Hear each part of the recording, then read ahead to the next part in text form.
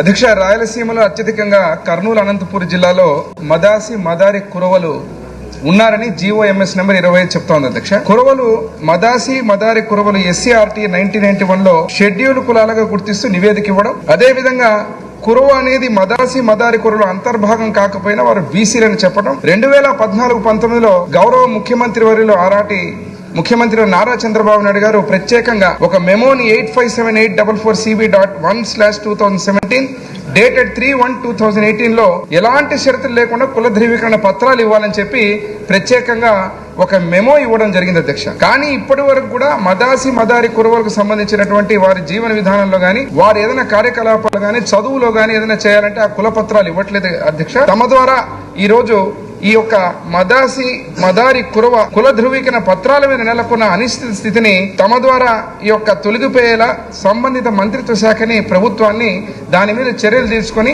కుల ధృవీకరణ పత్రాలు ఇచ్చే విధంగా ముందుకు తీసుకొని కోరుతున్నా. అధ్యక్ష.